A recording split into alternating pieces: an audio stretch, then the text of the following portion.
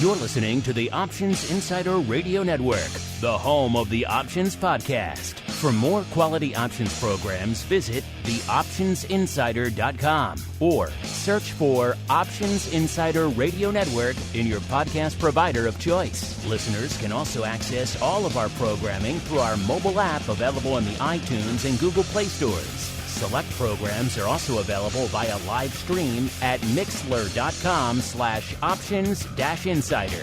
That's mixlr.com/options-insider. Don't forget to follow along with your favorite programs and submit your own questions for the hosts at twitter.com/options, stocktwits.com/options, facebook.com/theoptionsinsider, or via questions at theoptionsinsider.com.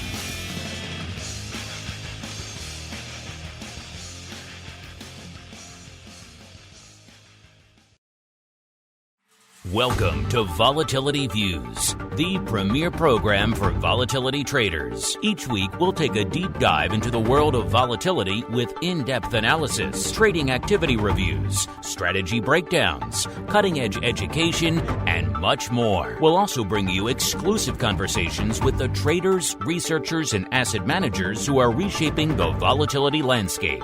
If it involves volatility, then you'll find it on Volatility Views. Volatility Views is brought to you by MIAX, one of the fastest, most efficient trading platforms in the world. MIAX is proud to bring you SPKX volatility products. SPKX options and futures are traded on the SPKX Volatility Index, SPKE, offering pinpoint accuracy, radically faster dissemination, and a highly transparent settlement auction, all for ultra-low exchange fees. It's volatility reimagined. Learn more about SPKEs at miaxoptions.com/spikes. Options and futures involve risk and are not suitable for all investors. The statements made are provided for informational purposes only and should not be relied on for financial or legal advice. And now, it's time to take a deep dive into the world of volatility. It's time for Volatility Views.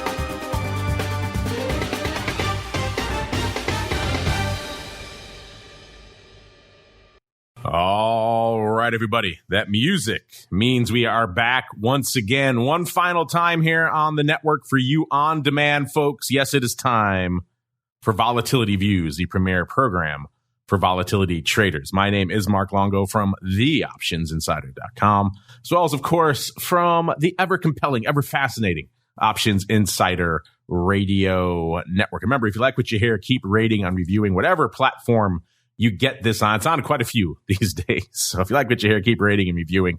And of course, if you need more in your lives, and hey, who doesn't? You don't want your broadcast week to end with Vol Views. You want to keep going. You want to keep the party going with Options Oddities, with Pro Q&As, with access to our exclusive Pro podcast feed, with awesome giveaways. We just gave away another great Pro Trading Crate, and I'm trying to remember the name of the person who won it. There we go. Yeah, congratulations once again to Neil Krishnan, our winner this week of the Pro Podcast, I keep saying Pro Podcast, Pro Trading Crate.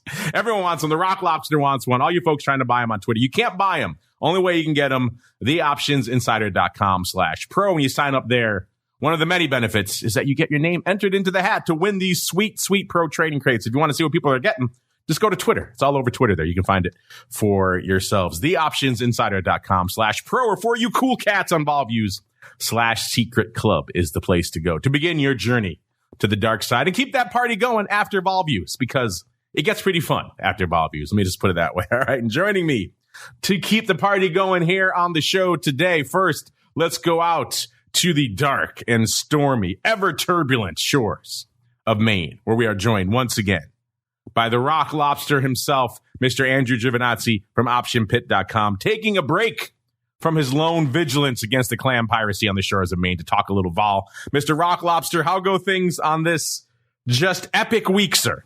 It goes well, I have to say. It's been quite a wild week for the market to continually gravitate around 3,900 and just go back to it every 3 or 4 weeks or so. You get a lot of action, and then we go back to 3,900. Not just go to it explode towards it. Whatever direction we're going, we're exploding up. Yes, we must get there as fast. We must get there in 5 minutes.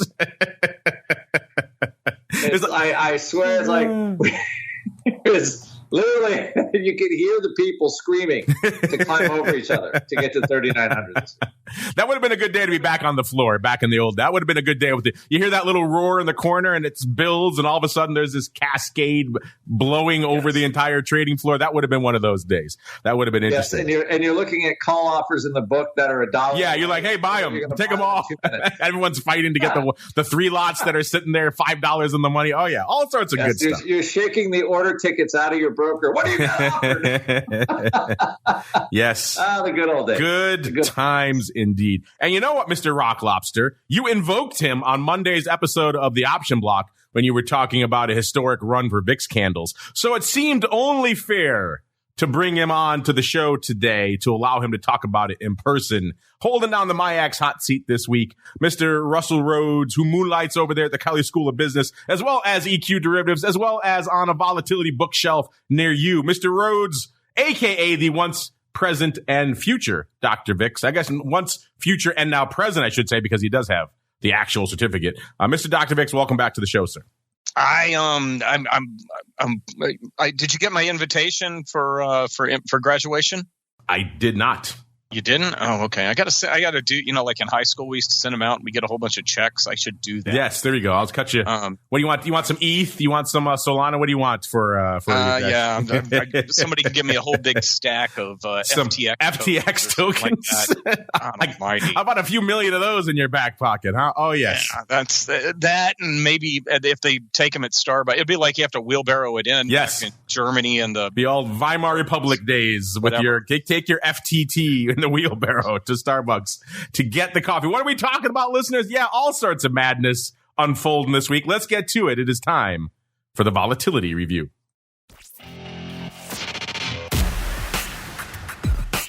It's time to break down the latest developments in the volatility trading world. It's time for the Volatility Review.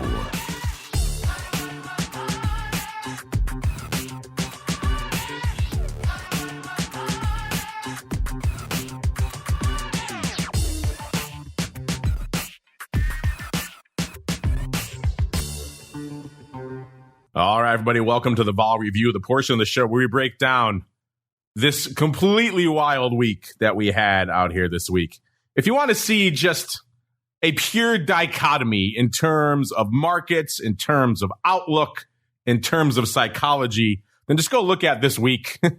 Go look at Wednesday through Thursday, that 24-hour period where it seemed like on Wednesday when all this FTX madness was really hitting the fan and crypto markets were getting annihilated. It was driving equity markets down with it. On top of that, there were some bad earnings. It seemed like the death spiral was beginning in the broad equity space. And then lo and behold, when things were at their darkest, the markets were just reaching. They were grasping for any sliver of hope, any ray of optimism they could find. Along comes a CPI number that's not quite as bad as everybody hoped. And bam, that was it. It was off to the races. The mother of all rallies, 5.5% in the S, I think is where we finished out. Almost 7% in the NASDAQ. It was, I think the technical term is redonkulous. It was just talk about a blowout top, overreaction, or maybe just the bulls returning, however you want to view this thing. It was just a wild, woolly, mad 24-hour period out there with the markets just living a lot of lives over that span. And then fast forward to today where we're all kind of just hung over from this mad. I think a lot of people are still reeling as to what the hell happened in the last couple of sessions. And so the markets are still kind of reeling today. They've been mostly mixed. Seems like we're leaning towards green now. The S&P up a little over 0.5%, about 0.6%. Still below that 4,000 level, but it seems like it wants to race towards it, about 20 handles away right now. The Dow's been red all day, still red, but not quite as red, off about 1/3%. The NASDAQ still feeling it's up 1.5%, so trying to continue that rally out there. Going out to the vol products, and, at the end of the day, people think downside equals more vol, upside equals less vol. But when you have explosive days, I don't care what direction it is, explosive days like yesterday, that's still vol at the end of the day. So even though we're up, you can't expect the vol to come cratering in So we're down on the week, but not quite maybe as much as you might think. Spikes kicking off the show is at about 24.25. So below that 25 handle. Man, that would have looked good a couple of weeks ago, but I digress. Down 2.5 points from where we were. I can't let that one go. VIX cash 22.65 when we kicked off the show, down a little over 2.5 points, about 2.6 points. So spikes and VIX moving pretty much in lockstep this week. VVIX, so the vol of vol at about an 86, up a whopping 9 points. I did tell you last week, listen, I did say when we get into that mid 70s range in VVIX, it tends not to hang out there very long. So be prepared. I don't think anyone was prepared for a 5.5% update in the S&P, but still expected a little bit more vol to come creeping onto the scene. And that's pretty much what we saw. The Viking, a little bit more muted. It's at about a 97. That's up a point from this time last week. So V-Spikes, not quite as aggressive out there. So a lot to unpack. Let's go around the horn the opposite of the way we came. Let's start in the MIAX hot seat. He is our guest, and it is just an insane week to parse. Mr. RHOADS, a lot happened in this week. It kicked off with us actually reaching out to you to talk about the string of VIX candles and how many red VIX candles we saw in a row, and it was 15. And then it just unfolded into a whole bunch of other madness, sir. So walk us through the mad week. As far as people debating that one, because I kind of fell off because I was traveling. Oh, not even that. That just started it. And then it just unfolded into FTX, and then it unfolded into yesterday. Oh, you're talking about the week. The entire week. Because I didn't finish the work on it, but, you know, just since you brought up that little VIX thing real quick, you know, VIX opens at like in the middle of the night now. And I actually think that has an influence on VIX being a little bit higher because the bid-ask spreads are wider on SPX overnight. I started looking into if you created a VIX that opened at 9:30 Eastern every time. And I hate to say that there's a green bar in there in the last 15 days if you do it that way. Yeah, people were really hung up on what did you mean by open and close? They seemed like they had a hard time with that. So I know you wanted to talk about more, but just that one. I don't know. There's a late October day where if you take the 9:30 as the open instead of 3 a.m., it's actually a small green bar, but still. The March lower in VIX has been pretty damn impressive at the least. And it does look pretty bearish for VIX and bullish for stocks on the when you pull a chart up. It's pretty interesting. We got one pseudo bad day, and then we got a little bit of good news. And we had been living in that when we see some bad news, maybe that means the Fed will do some stuff and it'll help the markets. So maybe some bad news was good news, but lo and behold, the first piece of good news that we get in a while, I guess, yesterday was that was great news, wasn't it? At least as far as the equity market goes. If you ask the market, it was the mother of all good news, sir. And it just could be. I mean, it's probably very difficult to find people that are willing to sell down or were willing to sell at lower levels. So, as we would say when people would call the floor to go, what the heck's going on? Just a lot more buyers than sellers yesterday, huh? That's the kind of insight that you bring me on for. If you walked in on the floor as a seller yesterday, they smacked you in the face. They said, get the hell out of here, kid. Yep. Only buyers allowed today out there. But what were your thoughts in just that incredible rebound out there? And from a vol perspective, not quite the move people might have thought, but then again, we are moving a ton literally, so vol can't crater that much. Well, I think well, and I know because I was at two different EQ derivative events this week where we were sitting around and kicking these things around, especially at the nightclub that we closed down one night. And the feeling is, a couple of portfolio managers I talked to, they're pretty cool buying stocks because they had already put their hedges in. And there were rumblings among some of the panelists in the non-public part, so I can't say who, but there were some rumblings among the panelists thinking that with a fear that they're going to miss the melt up. And this was on Wednesday when they were talking about it. And little did they know that the melt up was going to happen the next day. Well, that's a recipe for a good melt up, right? FOMO. Yeah. That's what we had all of 2021. The entirety of 2021 was a FOMO trade. And it sounds like we got some of that again yesterday. When sophisticated fund managers are feeling the FOMO, maybe we're in for some interesting times out there. You expect it from your 10-lot retail guy. but we do. Intriguing stuff nonetheless. So yes, an epic turnaround just in the last few sessions. Is this real? Is this legit, listeners? Is this just, as some people are saying, this is the blow off top you expect in the middle of any bear market? And now here we go back to the downside. You can see self-fulfilling prophecies on all sides of this madness, but a lot to unpack. Mr. Rock Lobster, I'm hard pressed to think in recent memory. Obviously, we had that intraday whipsaw a couple of weeks ago, which was pretty impressive. But in this 24-hour span of effectively 2 trading sessions, just 2 completely polar opposite outlooks, just completely contrasting, coming together. One day things look pretty bad. And then all of a sudden the next day coming in, and like I said, that one glimmer of hope, that ray of light, they just clung to it like a life preserver, and it just pulled them out of the quicksand very aggressively. What are your thoughts on that just epic swing over that 24 hours, sir? Well, I mean, I think first off, it was an epic swing. I'm trying to think of the last time we had that. And so there's a couple things on just SPX candles over the last several months. And I think if I'm looking at them, I'm just looking at these things. I think we've had more upside vol than downside vol. If you add them all up, I love giving Russell stuff to do, but I think the upside candles have been more vicious than the downside candles, which in my view is always like, that's because the Fed has been muscling around in the markets, right? In the old days, there's downside skew, calls are skewed down for a reason.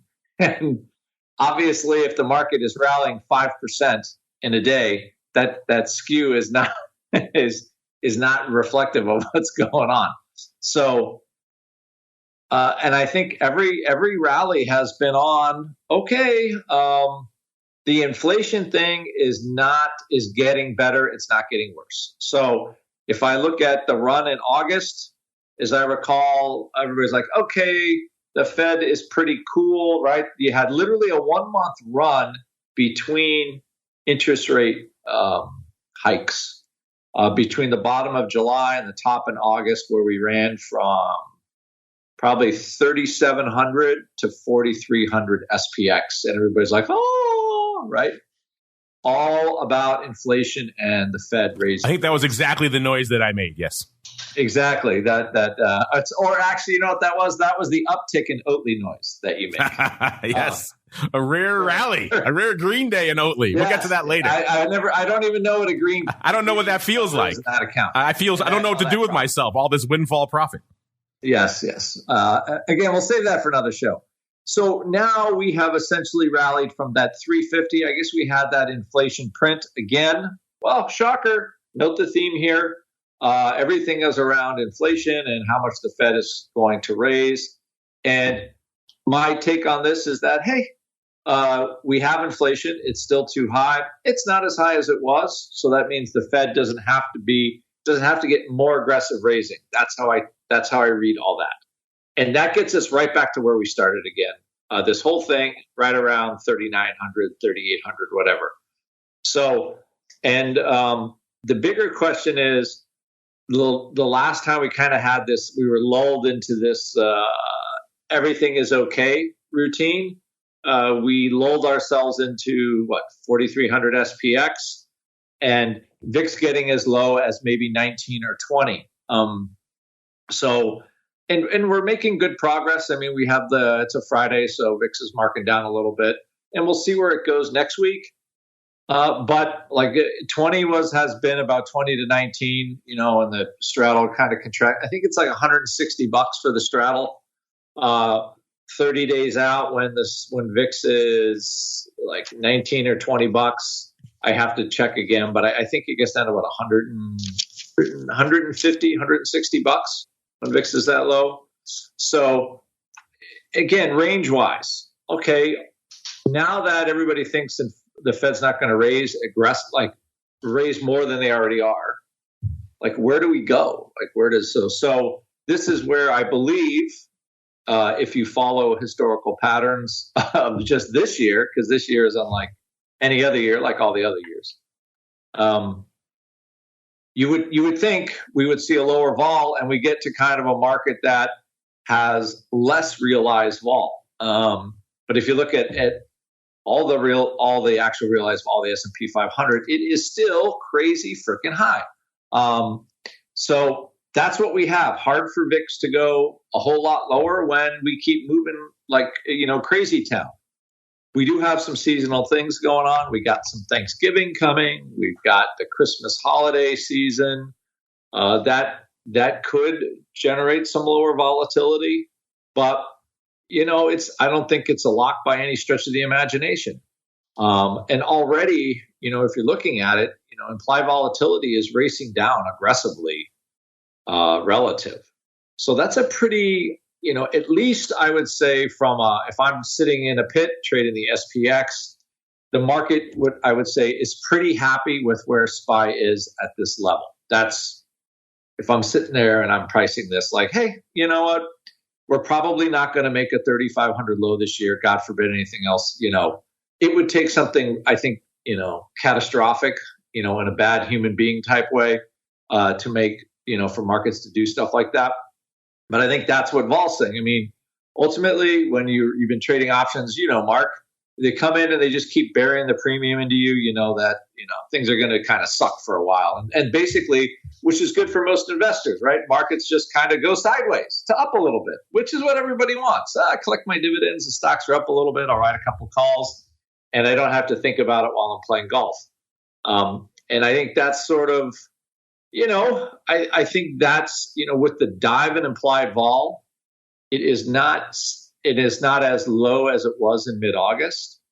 But I mean, I would say it's on its way. I mean, we saw 30-day vol got as low as 15% in SPY in mid-August, and it definitely could get there.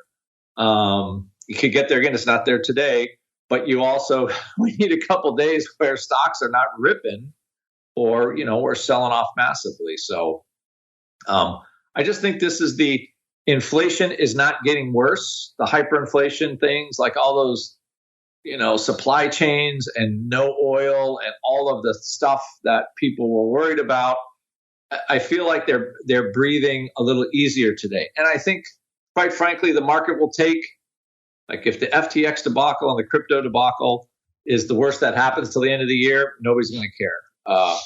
Because I don't think, besides crypto people, I don't think any big banks have loaned a lot of money to it. I could be totally wrong about that. But Tom Brady lost money. It's a national tragedy. The thing is always is like he had like $500 million. Now he has $400 million. Like that's not going to cause a meltdown. It causes a meltdown if a bunch of funds find a way to securitize and short the crap out of it, and mom and pop pension fund all of a sudden is holding the short put somehow in FTX. Now that could create a problem, and they leverage it like 500 times, across the system. That could be a problem. I don't think that happened, but at least from a market point of view, volatility going down is always an extremely strong signal for bullishness. And if you're looking at 30-day vol, just simple indicators, you're like, wow, it's had a pretty steady march down in the last month, and I think that's just it's reflective of the Fed was aggressive fast. They didn't listen to anybody. They said, screw it, we're raising rates because we've got a problem. And at least they recognized what the problem was. They did their mea culpa, and then they jacked rates up. And you know what? Everybody's coming out, and those days when you're on the floor and like the market just goes to zero, right? You're like, oh my God, the sky's going to not be there, and the buildings are going to collapse. And you walk out, and nobody cares, right? You just saw Armageddon on the floor, and you walk outside. Everybody's like, the Starbucks place is open. The cab guy comes up, picks you up, takes you to the bar. So I think things have to be somewhat in perspective. And as far as I think rates had to go up, absolutely had to go up. They were too low for way too long, and it created terrible imbalances in the system. They had to go up, and this was good cover for the Fed. and now we'll see what happens. But so as far as the market goes and vol, it wouldn't surprise me to see VIX go lower. I think it's going to take a little bit more effort for the vol to be stamped out. It usually takes time, 2-3 weeks of kind of lower activity to really get to have the sellers come back and the liquidity providers start to drift away on the bid. And at least I think that's where for sure we've started that process, and we'll just see how long it goes. But it doesn't appear that anybody is rushing to dump stocks after yesterday's rally. I think if anything, it is the opposite. Then you got the extras like the Chinese might stop the zero COVID thing, which would increase demand for commodities and oil. So you saw that sector blow up today in a good way on the upside. Like, one thing about modern markets, I have to say, they always move pretty fast, as I recall, but man, they feel like they move a lot faster when it's like almost because of social media, whatever. It feels like everybody just knows what the hell's going on and bang, maybe all computer driven or whatever. But anyway, that was my very long rant on why I think this low vol could get lower. Indubitably. Let's head on out to the futures and see what's moving lower or perhaps higher. Let's find out. Out there in the land of the vol surface, we just had Matt McFarland on talking about all the developments going on in Spikes futures, helping to tighten things up out there, not just on the futures, but also on the options, which is where all of you folks are interested out there these days. Moving on out to the VIX futures. When we kicked off the show, obviously, if you rack these now, might be a little bit different. But when we kicked off the show, that no future was coming in quite a bit. Not quite 2 points, about 1.9 points. So almost two handles on the week. And the D's future down nearly half a point, about 0.45 when we kicked off the show. So, Mr. Once and future Dr. VIX, or anything catching your eye out there in the land of the vol surface this week?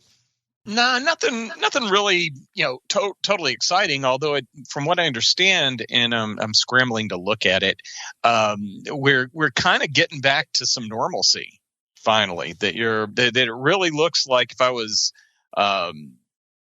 gonna do something and write an article about how pretty contango is. What we got right now is something that I most definitely would throw in there. There's not even much of a divot between November and January with the December contract right now. And it's a lot less flat on the longer end than I can recall it being in some time. And flatness always indicates just a ton of uncertainty to me when we're taking a look at the VIX curve. And now that it's just working its way higher from January out to July of 2023. That leads me to believe that there's an expectation of a less volatile and maybe more normal equity market going forward. And normal is what Andrew was just describing, what mom and pop like. Generally grinds higher over time, has a couple of hiccups.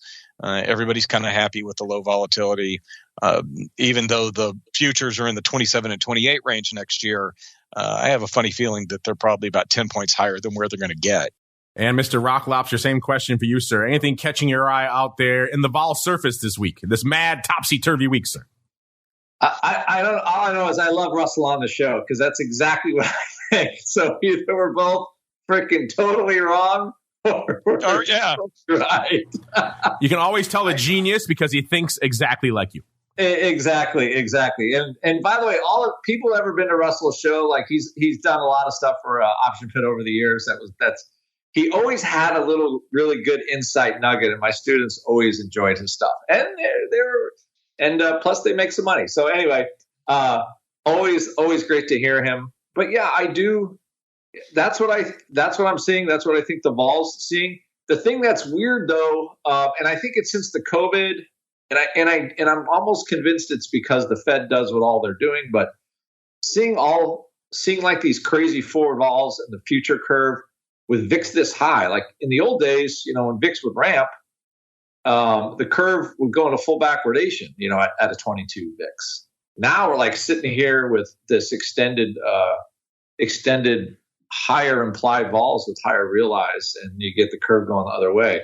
So it feels like it takes longer for it to kind of come back down is the only thing. The old days, you'd be like, oh my God, you got the 24, that future's $28 and you just buy a ton of puts because you think, man, it's the easiest money in the world. And that has not been the case this year, much to my chagrin. I'm like, what? Wait a minute. So there's been, every time vol pulls back, it pulls back to about 23 and then goes ripping back up again. So I will be cautious this time, although I will do the exact same thing I have been doing all year. I'll probably buy too many puts, but hey, maybe this will make up for a couple of mistakes. But what I do like is I like the SPY put VIX put trade for the December cycle here, because just the value, like the 23 puts $1, like $1.05 in VIX, and you could leverage the crap out of that buying a little bit of SPY put against it. So I think the trade from that point of view, having VIX relative to how high SPY is relative, is as good as it's looked in a long time. So from a curve point of view, I think that's an interesting place. Let's see if the options are looking interesting this week. Let's kick things off out there in the land of spikes options. And you know what, listeners? I was joking on the last show that we haven't seen all that crazy in the money stuff popping in there. And we are starting to see more of that popping in. Also a little bit of the, shall we say, optimistic stuff as well, which is always fun. Let's start at the bottom here. Number 5, we've got the D's 50 calls, top 5 positions here in spikes options. Number 4, we've got completely the other way, the D's 10s. Gotta love that. Number 3, we've got the Nove 160 puts, probably my favorite position out there in spikes. Someone really loves the deep and the money puts out there in spikes. Number 2, we've got the Nove 27 calls. And rounding out the top 5 out there in spikes options this week, we've got the Nove 12s. Yes, all sorts of fun to be found, I should say, in spikes options. But you know where there's always fun as well, listeners? And we've missed it, but thankfully it is back. It is time once again for Russell's Weekly Rundown. Now, Russell's Weekly Rundown. I'm not going to lie, listeners. We invite him on the show probably 48% just to hear that music because it is awesome. I hope through economies of scale that thing has paid for itself by now. Oh, we've had great value out of that. And yes. I really hope they don't charge you every time you use it. Only one who charges me is you for the licensing of your great theme. Yeah, there we go. All right, weeklies. A lot of what's kind of interesting with respect to the VIX weeklies is most of the activity that I saw was focusing on the November 30th. Expiration. So people have a specific outlook for November and they're trading it, and it's mixed. On Monday, and of course this was before we got the what can we call what kind of name can we give Thursday? The Melta? I don't know. Okay, Meltageddon. I want to put Geddon on it. Okay. But so the November 30th, somebody bought some of the 39 calls. They paid 35 cents for them. It does not appear to be a cover. And this is what I think, they're listening to those pundits out there that say VIX has to go over 40 before the market has bottomed out. That's not going to happen, people.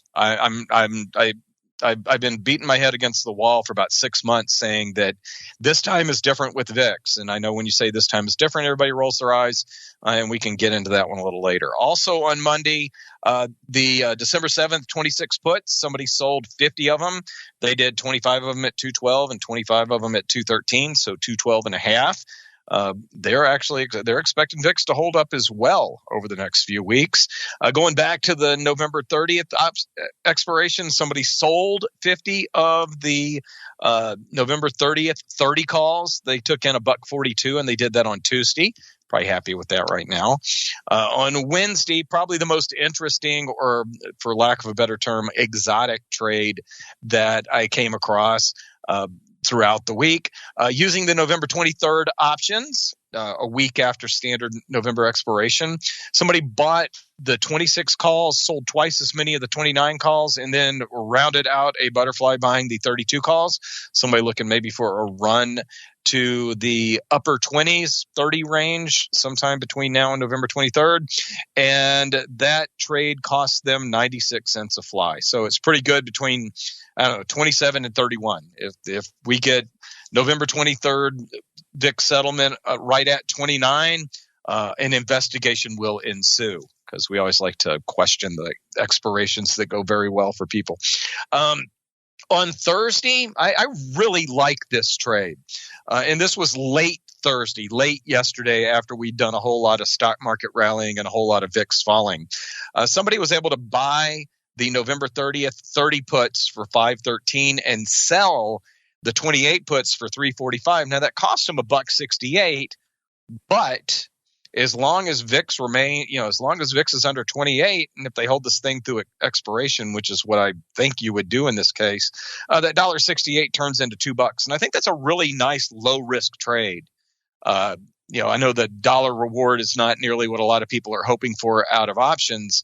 But if you believe that the high levels are gone for VIX, that the thing is done, and Thursday convinced you of that, that's a great trade based on that outlook.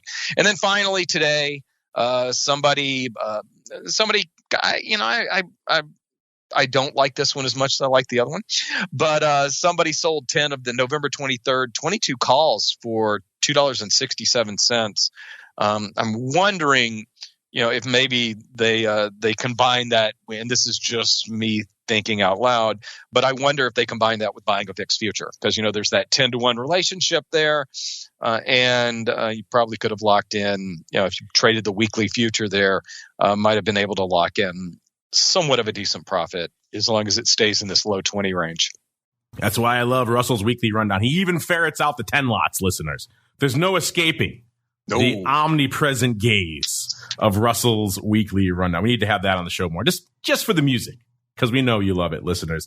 Let's get on out to the big VIX options, see what's lighting things up. Well, they're all big, just in terms of duration. Let's get out to the mother of all VIX options out here today. Let's see if the mother of all, we were talking about that this week. Was that the mother of all rallies yesterday? Not quite, but it kind of felt like it for a while. Let's see if that accreted to some actual paper this week, this crazy week, added up to some volume. And the answer is kind of which is interesting, because the ADV right now is still below 600,000. It's only 593,000. It's up a whopping 8,000 on this topsy-turvy week out there. And even yesterday, that mother of reversals, I don't know, call it what you will, we didn't even hit 1 million yesterday. That was kind of interesting to me. I thought for sure we would maybe threaten that. As we're speaking right now in this kind of weird will they, won't they day out there, we're looking pretty firm. Over 500,000 contracts on the tape right now, 566,000 contracts to be precise. Let's break down the top 10 size positions out there in VIX options right now. And guess what?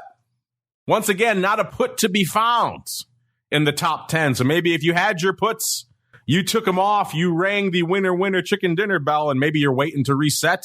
Either way, it's all calls all the time here in the top 10, listeners. Read into that what you will. Number 10, 149,000 of the NOV 37 halves. Number 8, $1.59 of the Feb 80s. Now we're getting to it, listeners. The good stuff. Number 8, the comparatively boring 174,000 of the D's 35s. That's no fun.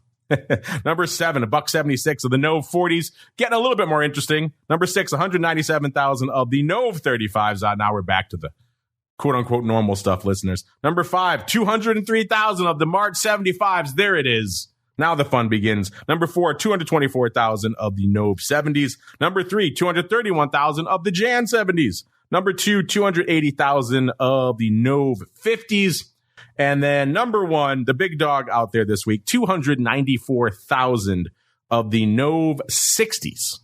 So intriguing stuff afoot in terms of what's lighting it up out there today. Like we said, about 566,000 contracts on the tape right now. The big dog today, the NOV 31s. That's an interesting strike. Not have been my first choice if I had to guess today. The NOV 31s, 47,000 of those, followed by about 43,000 of the NOV 28. So maybe a bit of vertical action out there. I'll have to go dig and see. Number 3, about 29,000 of the NOV 26s. Number 4, all the way down to number 4 before we find a put today, listeners. 27,000 of the NOV 23 puts. And rounding out the top 5 today, all the way out to Feb, 25,000 of the Feb 29s. Yesterday, like we said, you expect it to be the big dog of the week, and it's not. Wednesday, all that FTX drama actually driving more paper, which is interesting. Thursday, 733,000 contracts on the tape. The big dog, actually smaller than today. The biggest dog out there, 44,000 of the Jan 28 calls. Followed by number 2, 37,000 of the Nov 24 puts. Number 3, 26,000 of the Nov 35s. Number 4, 25,000 of the Jan 70s 7-0. And rounding out the top 5 on Thursday, 23,000 of the Dece 35 calls. Out to Wednesday, the big day of the week so far, 750,000 contracts on the tape. The big dog was pretty big on Wednesday, 73,000 of the Nov 35s going up on Wednesday. So I feel for that person if they, in the height of the madness and the height of the sell-off on Wednesday, thought, here we go, back up. I'm going to pick up 73,000 of the Nov 35s. That didn't work out too well. But again, the trade is young. You still got some time on you. Followed by number 2, 50,000 of the Nov 40s. So maybe a bit of some vertical action there as well. Let's hope for his sake. But number 3, 35,000 of the Nov 30s. Number 4, 31,000 of the Dece 42 halves. And rounding out the top 5 this on Wednesday, 21,000 of the Nov 47 halves. Intriguing strikes making our top 5s this week. Tuesday, 665,000. So it's been a dense week, a thick week, but not quite a blow your doors off kind of week. Tuesday, the big dog, 39,000 of the Nov 22 puts, followed by 36,000 for number 2 of the Nov 24 puts. Number 3, 27,000 of the Nov 50s. Back to those. Number 4, 21,000 of the Nov 35s. And rounding out the top 5 on Tuesday, not many calls to be found, but some, 21,000 of the Feb 40s, 4-0s. And then Monday was the weakest day of the week, 393,000 contracts on the tape. The big dog, such as it was, 25,000 of the Nov 40s, followed by 24,000 of the Nov 35s. Looks like some vertical action there, as well as 20,000 of the Dece 35s, 15,000 of the Dece 45s, and rounding out the top 5 on a fairly light Monday, 14,000 of the Nov 32 half calls. Mr. Rock Lobster, you just heard the once and future Dr. VIX break down all the weekly paper out there. You just heard me break down most of the week from the big trades out there in VIX options. Anything catching your eye in the thick, the dense, but not explosive VIX paper this week, sir? Well, it's hard to beat the rundown. And I did like Russell's idea. I think we should get just a 2-minute rundown from Russell so we could hear the show, hear the song every week, and be able to live the nostalgia. But that's just me. I'm a nostalgic kind of guy because, I'm kind of, I'm old. What I find amazing, okay, now it has changed, but this morning there was so little paper for next week on the November 24 through 20 strike in VIX puts. And all of a sudden now there is some paper on the 23 put. I mean, the 23 puts are 37 cents and VIX is 22.65. Now, everybody's going to say, Andrew, blah, blah, blah, blah, blah. I totally get that we price off the future, although, this is a fairly good indicator. And this is about as cheap with VIX this relatively high that I remember seeing at this level. It's impressive. So nobody thinks we all could drop, the 20 puts are 1-2, like a penny, 2 pennies. The 20 puts in December, I did just buy some, are 22 cents. And, it's not that that vol is going to go down there immediately, but there is very little credence given to the downside right now. So what I thought there was very little paper this morning. There's a little bit more paper in November, and again, December, no action on there's 10,000, a little over 15,000 contracts between Dece 23 and December 17 puts. So the market, I would say, is not believing, right, that vol can go down, which is fine because it hasn't. It's bounced off here like a rubber biscuit multiple times this year. So, I would just caution anybody to VIX can do that and realize vol's super high. So we would need some benign conditions over the next couple weeks. But I'm surprised by the lack of put buying ardor around here with the holiday season to go. And VIX just really, first day, I believe we've closed in zone 3 in 2 months. So that's what I would say. They're just a surprising lack of put paper out there. I was thinking the same thing. I was looking at some puts earlier while you were talking in the show, Mr. Rockland. I was kind of surprised going out into December, just how little love they're getting. And you get into some of the non-standard contracts, there's no liquidity. The markets are just atrocious. I think the 25 puts expiring on the 14th are like 18 cents at 65. The market is ridiculous. So, yeah, there's just no interest in those right now, which is kind of fascinating out there. Let's see if there's any interest in our Vol ETP friends. Let's start out there in the land of the newest additions. A good old SPKX, I guess. I'm still not loving that, which is SPKX down almost to point 25.90 when we kicked off the show, down about 0.9. Let's see where it's hanging out right now, coming towards the tail end of the show. Still hanging out there, so it hasn't really budged. Not a ton of paper out there. It looks like there's been some 3 lots and 2 lots going up out there, so not a ton of action going up in SPKX. It's spiky. 20 SPKY, that one, the levered 1.5 product seems to be attracting more attention. That one down, like I said, 1.5 points on the week right now. And we're actually starting to see some paper going up out there. The top position out there, 75 of the NOV 56s. A weird strike, but hey, it's an interesting product. And again, you're talking pretty much 30 handle out of the money calls for spiky out here. So intriguing stuff. Putting up some numbers out there. Mr. Rhodes, we haven't had a chance to chat with you in a while, not since these have really listed, and certainly not since they've started trading options. Have you been watching these, and any thoughts on these newest additions to the Vol ETP space, sir? Well, I've definitely been watching them, and I include them in the things that I do on the weekends now, and keep hoping and praying for some more option activity. What did you say you saw in SPKY? Oh, I was saying the top position out there are 75 of the NOV 56s. Okay. No, just because I was looking at that somebody sold some of the December 54 calls today. And I'm thinking, that's not such a bad idea.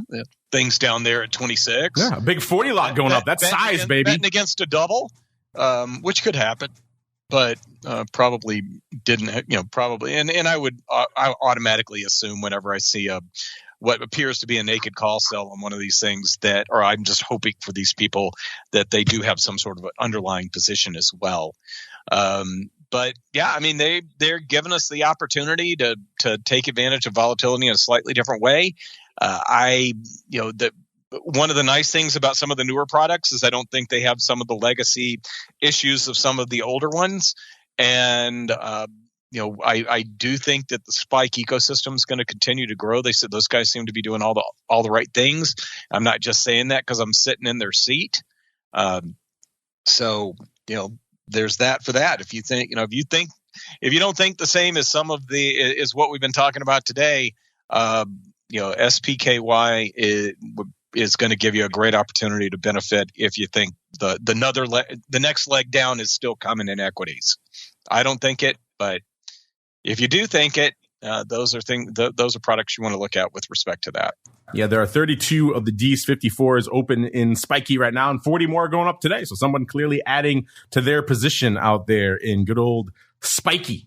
We shall find out. Let's move on out. Some of the other, they seem like they're new, even though they've been around for a little bit now. We've got SVIX and UVIX. XVIX, of course, our inverse friend, trading at about a 12.5, up about 1/3 of a point. So again, everyone out there who's been banking on a whole bunch of great inverse pop to the upside with all this downside in VIX, not so much. Today, we've not seen a lot of paper as well, which is interesting. Usually, end of the week, we see a little bit of action out there in these ETPs. But today, there's a whole lot of nothing going up in SVIX. There's 125 contracts on the tape, even though the ADV has ticked up, nearly 1,400 contracts, up a couple of hundred this week. So the ADV is looking more robust, even if today is kind of a whole bunch of nothing. The big position out there in SVIX right now, 2,029 of the Jan 14 calls. That is the big dog, followed by 1,700 of the NOV 11 puts. So intriguing stuff. Let's get out to UVIX. Talked about this before. This is, of course, the 1.5 levered product. Doing more paper as a result. Clearly, you folks prefer the levered products whenever possible. It was at an 880 when we kicked off the show, down about 0.75 of a point almost. Today, doing some paper, 3,800. Not bad.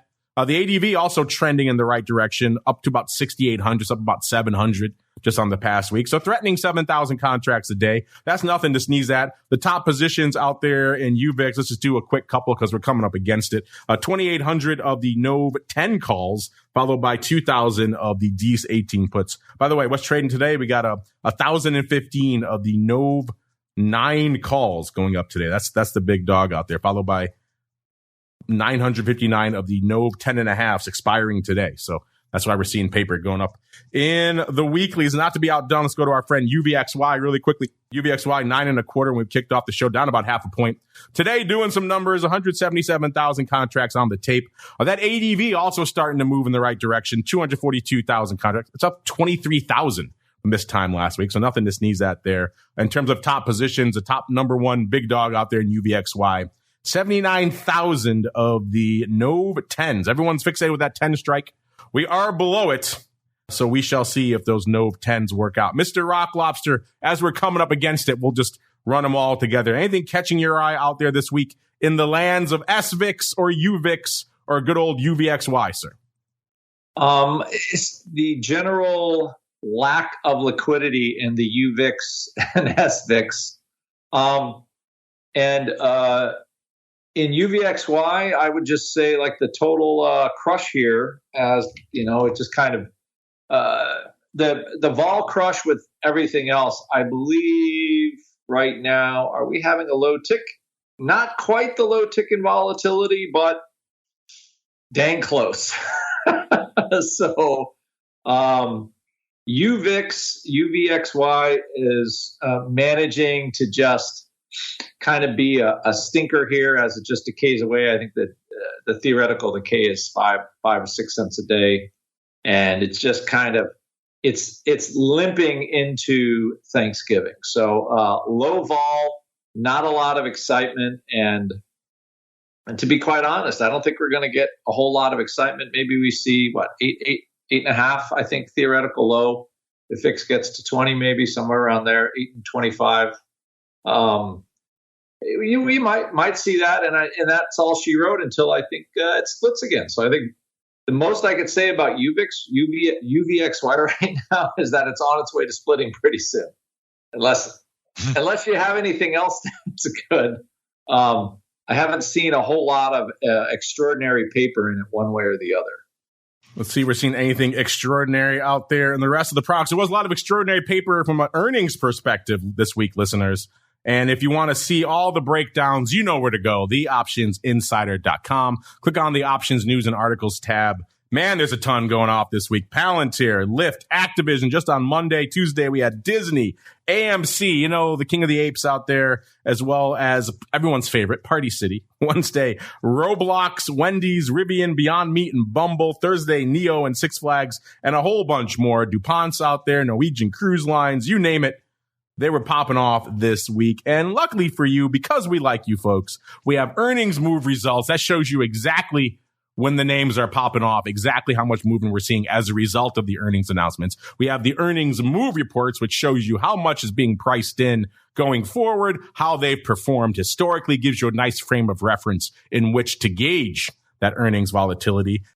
That alone would be enough that most big desks charge you a bunch of money for if you're going to go to ask them. We give it to you for free. On top of that, we say, how about some more? How about some trade ideas during the earnings season? You want to buy some calendars? You want to buy some straddles? We got a whole bunch for you.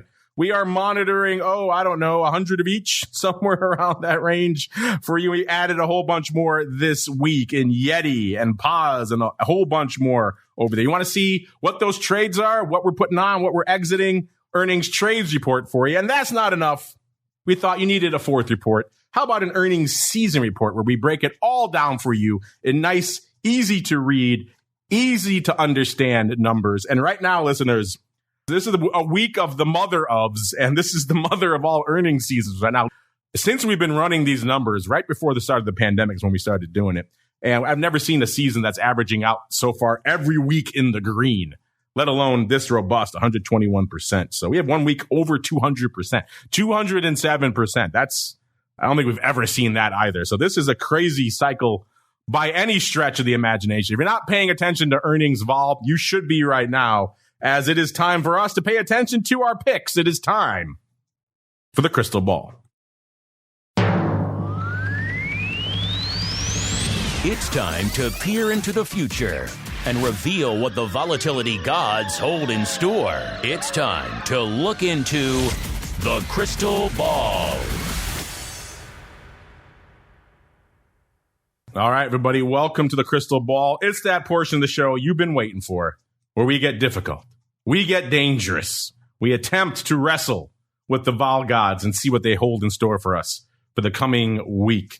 And let's see what we had on the show last week. It was myself and the greasiest of meatballs and Mr. McFarlane over there in MIAX land. And you know what? I don't see any 22 handles here. Spikes right now, I should say, at about a 24.25. So that nice bit of extra spikes juice is working out well for all of us. It's keeping us in the game. Matt in particular, he's at least within a point. Only one of us within a point. He was at a 24.90. Spikes right now at a 24.28. A VIX looking more dire, about 22, right around 2/3, 22.64 or so. No 22 handles for us. About the listeners, though, we got Options Queen. 22.80 she was. Oh, not bad. Almost within our 10th of a point margin of victory. 0.16 to be precise. That's not bad, though, Options Queen. Tell you what, hit us up. You did pretty good. You're a long-time listener. And you've been eerily prescient in your vol picks for quite some time. So hopefully you manage a huge book out there because you're doing pretty good on the crystal ball. Everybody else, these are all the closest ones they've surfaced to me. I don't see anybody else. I got a 23.40 here from Z2313. And that's within a point, at least on VIX and on spikes. So you're at least splitting the uprights there. Everybody else at 27 handles and nothing else. Option got down to 24. Not bad. You're within about a third of a point. But yeah, better than most of us on the panel. So that's a long way around to saying no winners this week. So I will let our guest go first. Mr. RHOADS, sir, what are you feeling for vol this time next week? This time next week, I'm just going to do the thing that drives you absolutely bonkers. And keep in mind, next Friday will be the Friday before Thanksgiving, so we might have a little headwind. I'm gonna say 1999. Look at you partying like it's a good year. Now I'm channeling my Mark Sebastian and singing. 1999 says Mr. RHOADS. All right. And Mr. Rock Lobster, I will be charitable. I will allow you to go next because you didn't get the guest last week, so you didn't lose. Mr. Rock Lobster, what are you feeling this time next week? As I recall, I've been beating you pretty handily the last 3 or so that I got a few bullseyes in my back pocket recently, so I don't know. I think that's more I could say for you. I'm just saying, I'm just putting it out there. Well, if Russell's correct, next week, I'm taking the rest of the year off from trading. That's all I can say. I will hang up my shingle for the year and declare victory. I am not as bearish as Mr. RHOADS, but I will go. I don't know if I can call it anything as funky as him. What is 2165? I don't think there's anything interesting about that number, but it's about $1 lower than where we are right now. So that's kind of what I'm feeling. $1 lower than where we are right now. So I'll go 2165. 2165, Mr.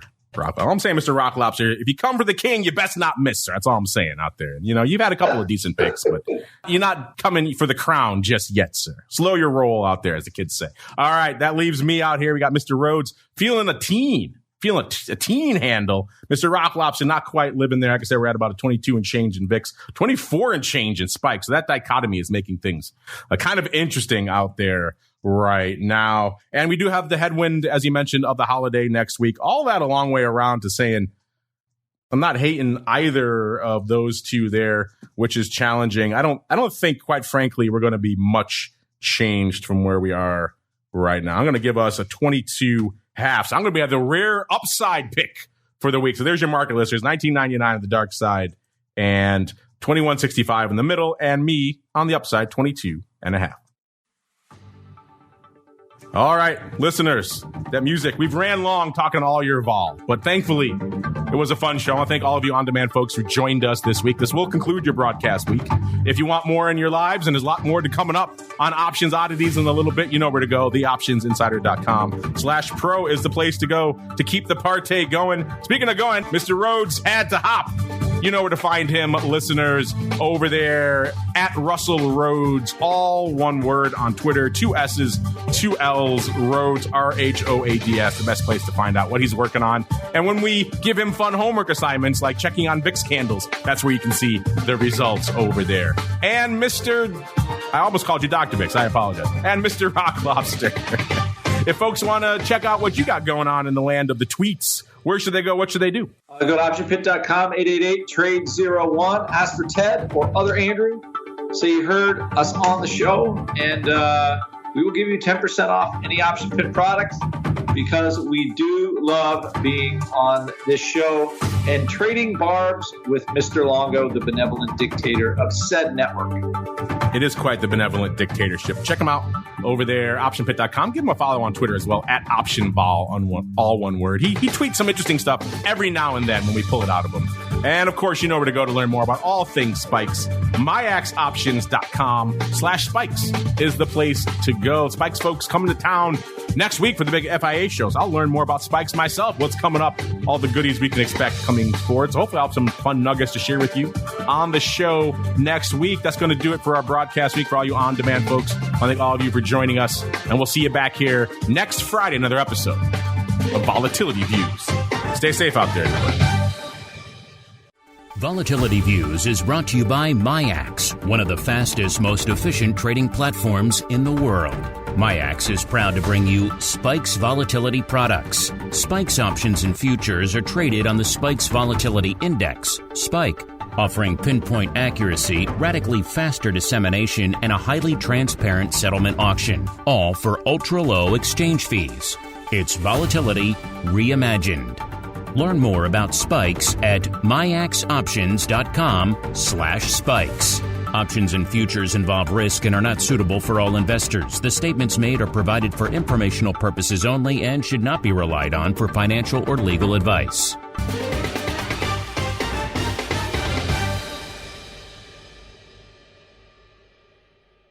You're listening to the Options Insider Radio Network, the home of the Options Podcast. For more quality options programs, visit theoptionsinsider.com or search for Options Insider Radio Network in your podcast provider of choice. Listeners can also access all of our programming through our mobile app available in the iTunes and Google Play stores. Select programs are also available via live stream at mixlr.com/options-insider. That's mixlr.com/options-insider. Don't forget to follow along with your favorite programs and submit your own questions for the hosts at twitter.com/options, stocktwits.com/options, facebook.com/theoptionsinsider, or via questions at theoptionsinsider.com.